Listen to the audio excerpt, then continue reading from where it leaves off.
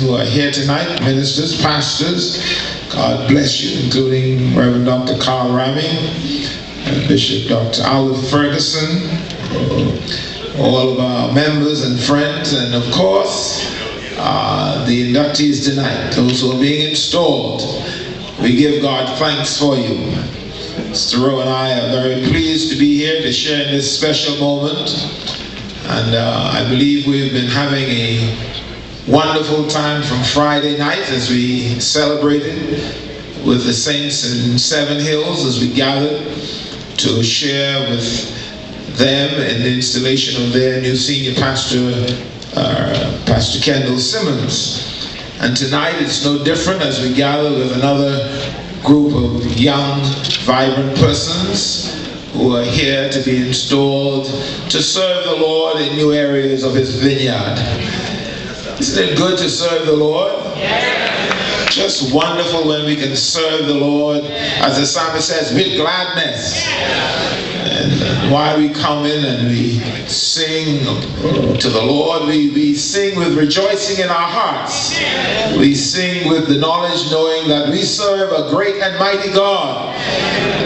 We sang a while ago, He is awesome, awesome, awesome. He's a God who is mighty, mighty, mighty. We serve a mighty good God. He is the King of Kings. He is the Lord of Lords. And when He is on our side, we have nothing to worry about. The people of God, that's why when we enter into these gates, we come with rejoicing. You may be burdened from the troubles and trials of life, but in your heart you must be rejoicing. Because the God you serve is the great I am. He is the great I am. And I bless the Lord for our inductees tonight. Pastor Paulette Johnson as the associate pastor of this local church. Soldier of the cross who has served so valiantly in and out of this country, and we thank God for her, who will be here and become a great asset in this local church as she serves here. We bless the Lord for her. You ought to give her a good cheer.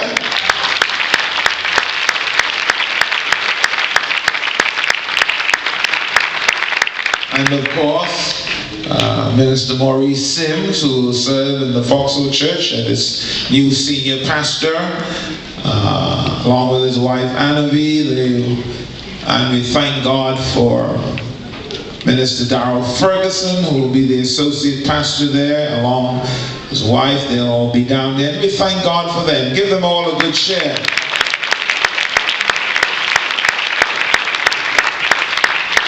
They are all, of course, very vibrant workers. They are what I call people who know how to work the field, people who've demonstrated their commitment to the work of the Lord, who've demonstrated their commitment to serving and getting out and doing evangelistic work. And I believe that the Lord will bless them in Fox Hill. I told them, think big. Think big. Work in Fox Hill, but New Providence is your field. New Providence is too small for us to pocket ourselves in anywhere and think that we can only witness to people we are church. You better be connected with your community, but know that this island is your field. And we thank God for them and the work that they will be doing in that area. And I believe that God's going to cause them to triumph. Yes. God will cause them to triumph and to be a blessing to the Fox Hill area as well as to the island of New Providence. Amen. Of course, tonight we also have Brother Stephen Dean and his wife, Stephen Beneby and his wife, who will be joining them in the diaconate. Well, as of Sunday, they're going to be down there serving. So Fox Hill is going to be a complete little package. It's going to be a complete little package with a pastor, an associate pastor, and so on, an ordained deacon. They're going to serve God down in the Fox Hill area faithfully. I believe the Lord has work for them to do. And they are all, including Brother Beneby and his wife, they have all proven themselves as faithful workers, servants of the Lord, who have given much to the work of the Lord, and I believe with all my heart that God will bless them as they serve. Amen. So let's continue to pray for them as they serve the Lord faithfully in that new field. Amen. If you have your Bibles, get your Bibles out. I'd just like to read a passage of Scripture. In fact, just a verse of Scripture. And if the technicians can put it up, you can. 1 Peter chapter 5. 1 Peter chapter 5. And we're going to read verse 2. If you have your Bible, say amen. Amen. If you found it, say amen. Amen. All right. Let's stand for a moment. Let's stand.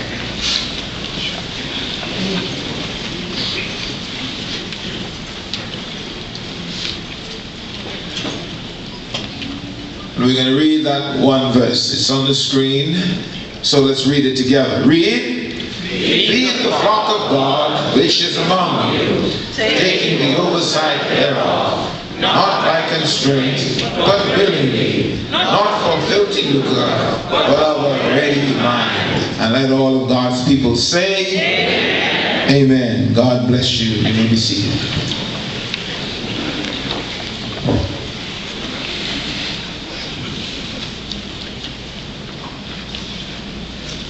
Tonight I speak to not only those who are being installed, but to all of us as servants of God who have a great responsibility to lead the people of God wherever God has planted us.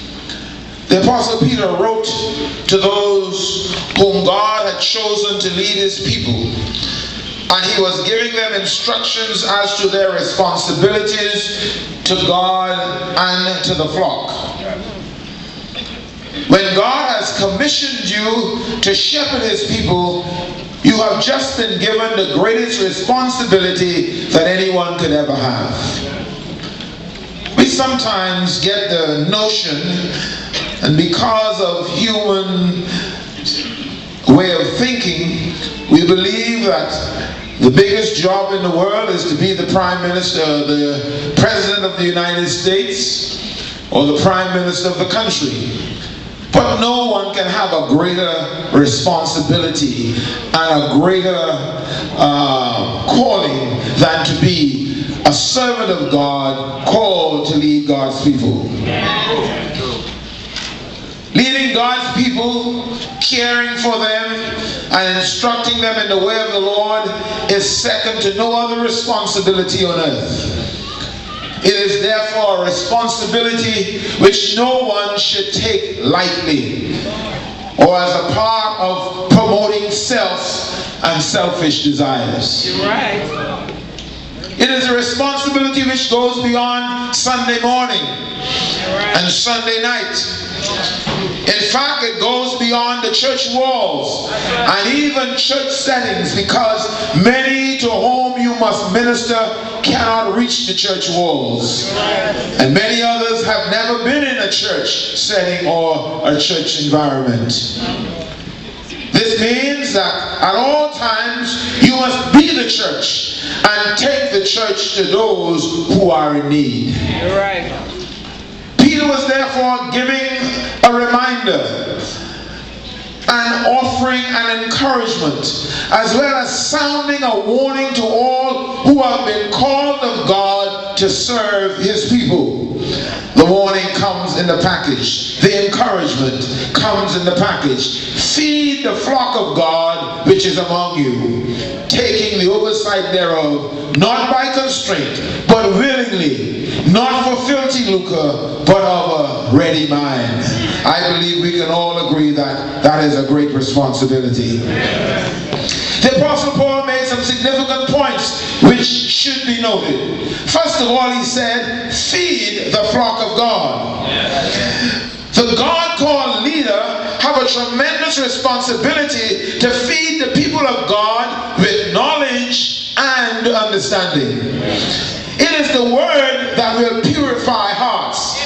And I think when we come to deal with God's people, and when we have been appointed in front of God's people to feed them, we have to understand our responsibilities clearly. It is the word that will purify the hearts of the people.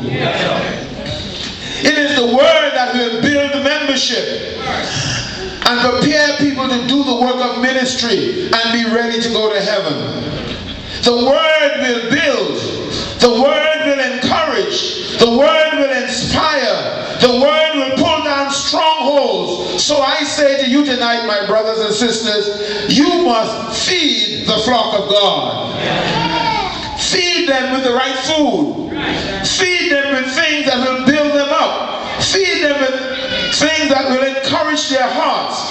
Feed them with things that will inspire them to serve God faithfully. Feed them so that when they face the arch enemy of their soul, they will be able to stand in the name of the Lord and pull down the strongholds of the enemy. Feed the flock of God so that they not only know how to leap for joy, but when they stop leaping, they know why they have been leaping. Feed the people of God so that when temptations arise, they can resist the devil and say, it is written. The people of God must understand it's the word of God. It is not our thoughts, our philosophy. It is not our views on what the church is doing or not doing. It is not our view on what is being said on television. It is the word of God. Brethren, as you go on, if you're not going to preach the word of God, you know you're not going to get very far. You're not going to be able to keep people interested. You're not going to be able to keep people doing the things of God, because the philosophies and other things are only going to last for a little while. Feed the flock so that they are not carried away by every wind of doctrine, so that they are not carried away by enticing words of man's wisdom and the cunning craftiness whereby they lie in wait to deceive, because we have a lot of that going on today. People believe that they have to talk things from the pulpit so that people could hear jokes, or they believe that this is all about them keeping people interested in what they say. Brother, if the word don't do it, nothing else is going to do it. Believe you me, it is the word that is quick and powerful and sharper than any two-edged sword. Your words are just fancy words of man's wisdom, but the word of God is able to purify hearts. The word of God is able to cut and heal. The word of God will purify, cleanse, and deliver man from the hands of the enemy. Feed the flock of God. Feed the flock of God. Remember, the pulpit is not an active stage.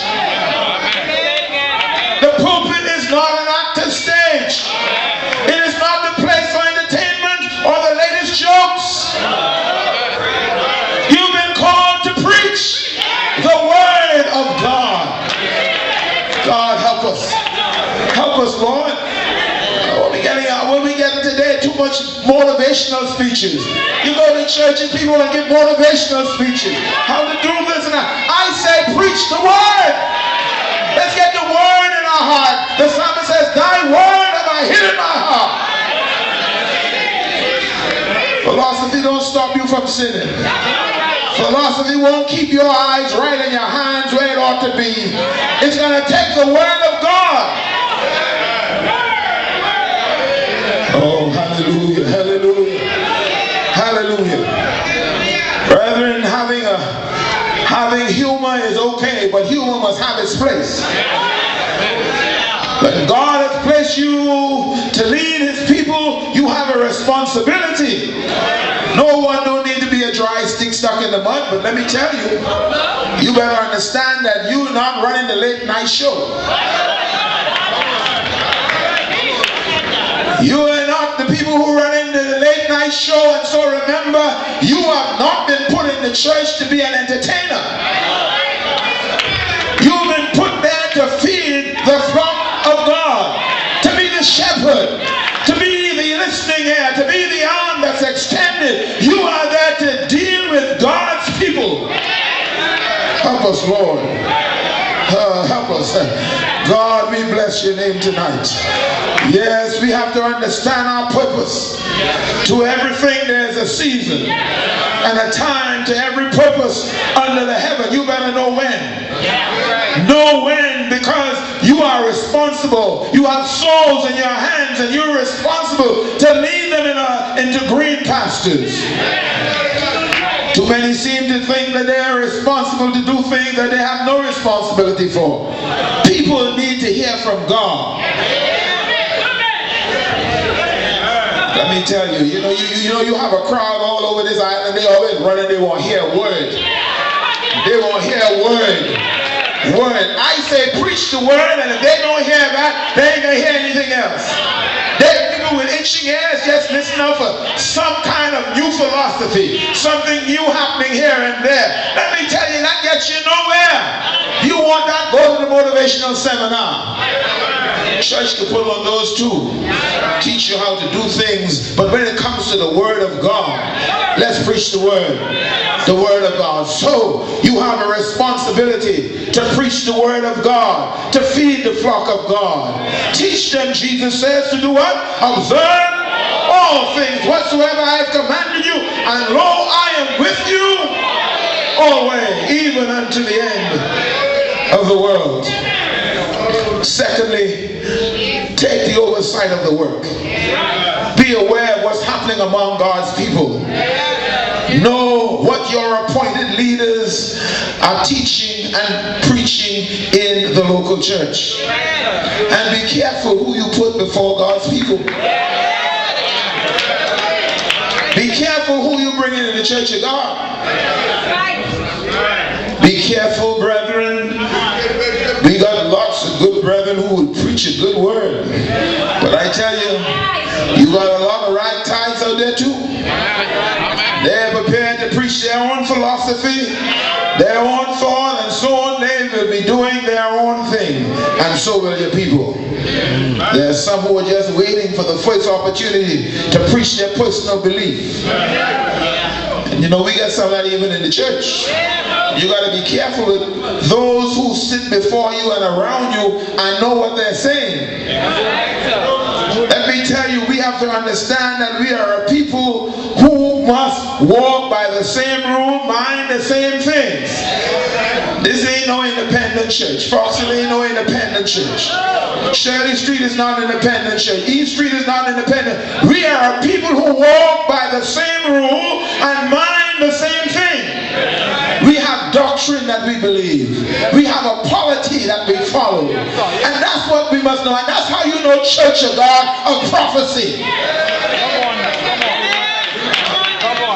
Church of God of prophecy must remain Church of God of prophecy. The whole Bible rightly divided. The New Testament is our rule of faith and practice, government and discipline. We must be Church of God. So brethren, you are not going out there to establish your own philosophy. You've been under good teaching and preaching for long enough. And I'd be greatly disappointed if you do it, but I say I'm talking to everybody tonight.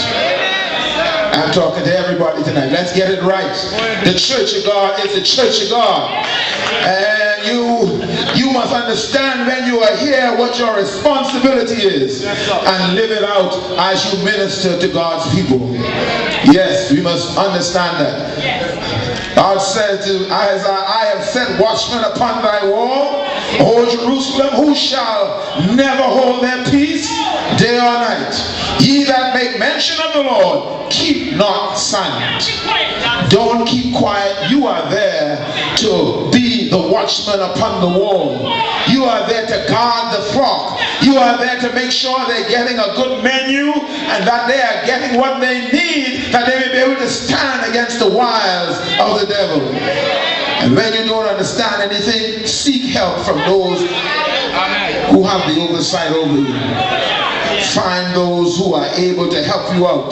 Go to the right source, get the right information, and don't let anybody turn you around. Follow the instructions of the Lord.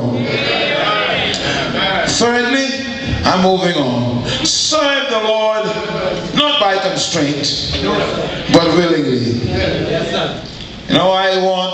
I'm thankful to the Lord that in this entire exercise that we have gone through of appointments, there was no one who didn't know they were leaving their church.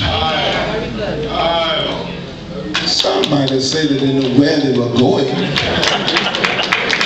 But everybody knew that they were leaving when they were leaving.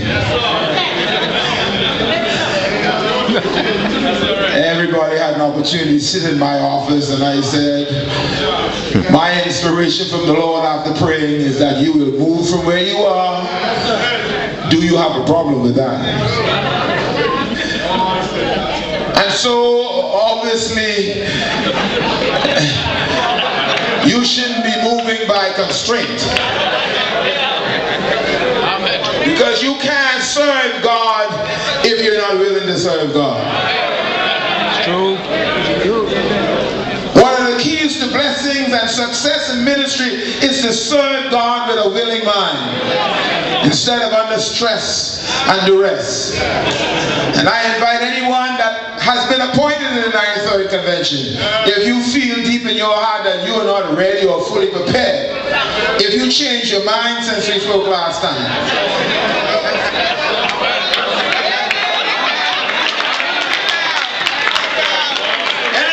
change your mind since last we spoke, please be honest with yourself and with the Lord and let me know. I believe I've been trying to listen to the Lord, and I am not afraid to do what He tells me to do. So I don't believe any of our appointees are going out under stress and distress.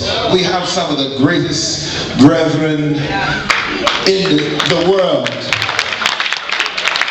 Men and women of integrity.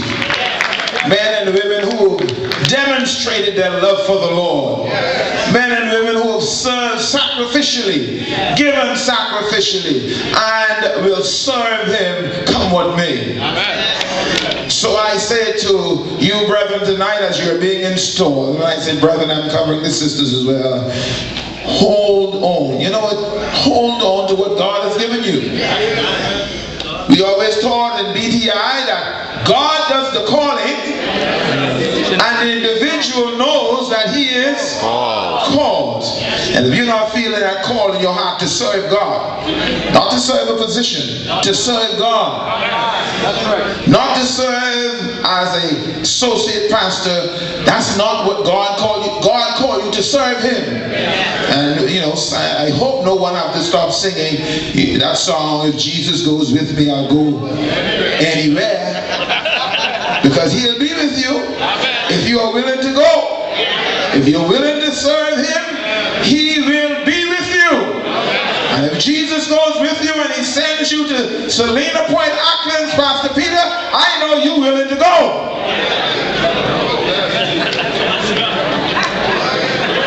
If Jesus goes with me, could you say, I'll go anywhere? God help us tonight. This is just an exhortation. That's just an exhortation. God help us. That's right. You see, what we have to understand about serving God in any position that you're in, appointments are only for a time. That's right. Do we understand that? That's right. It's only for a time and a season. But let me tell you, the call of God is without repentance. And if God has called you, He has called you. And if He has called you, nobody can stop your call. And what the Lord has for you and where He wants to send you, nobody can stop you from getting there. The general overseer can't stop you. The national overseer can't stop you. Let me tell you.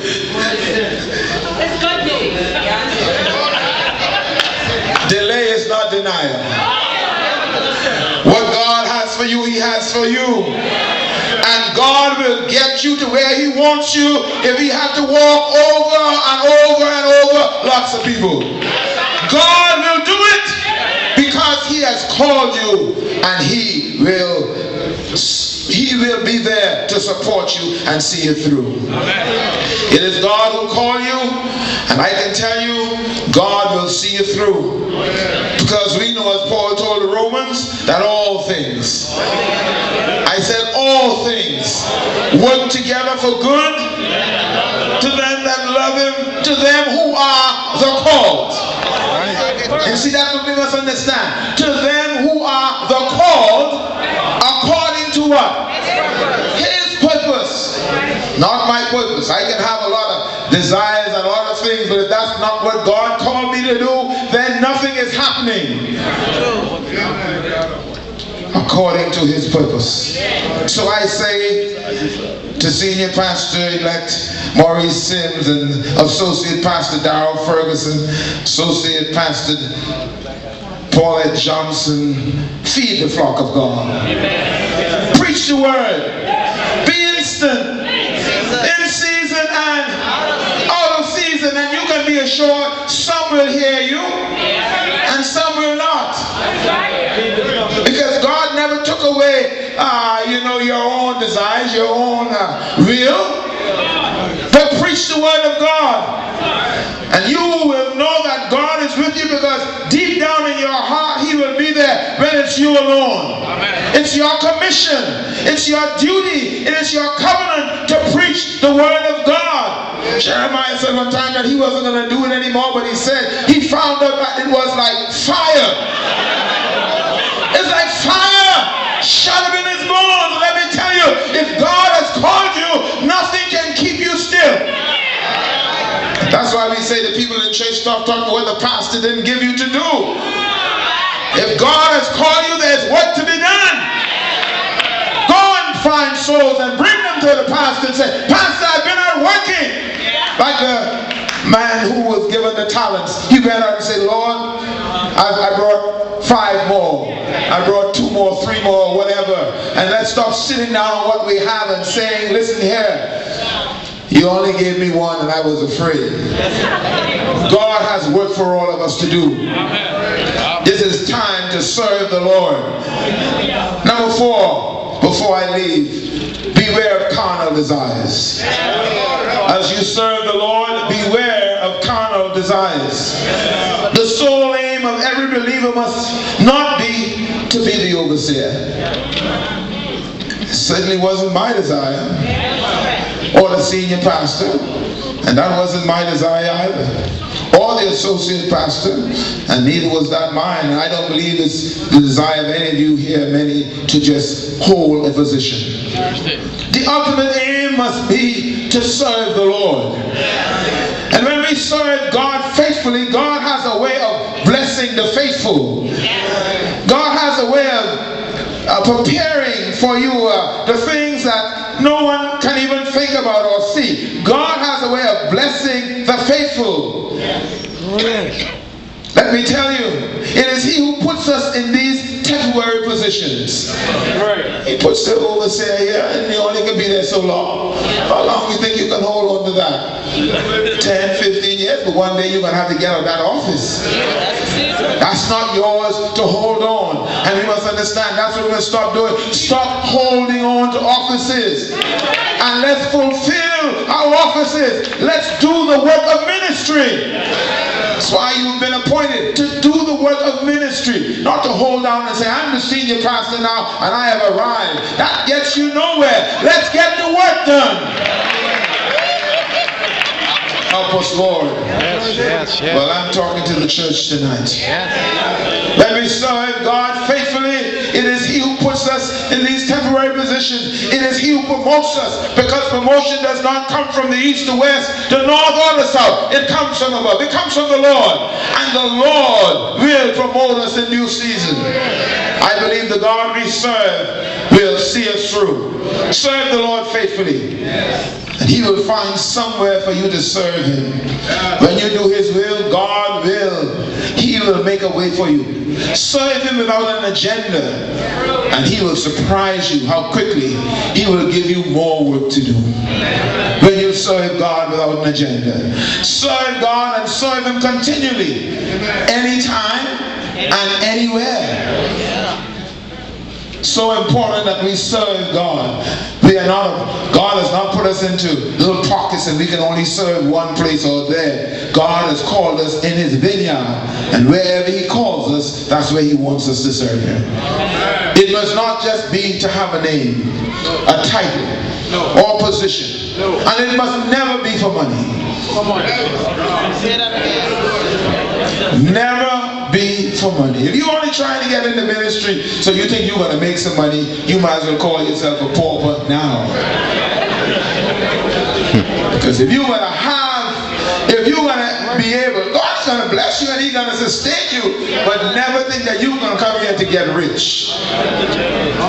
That's why I can say these who are going, Pastor Paulette, you have served well.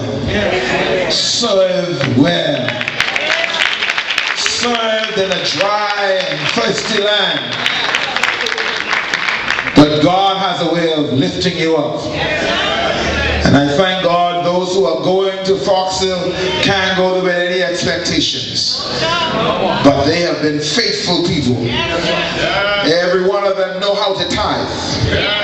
Everyone, they won't be going down there if they want tithers. And so maybe this is a message for some people. They are faithful tithers. Maurice and his wife, the Darrel and his wife, they tithe like clockwork.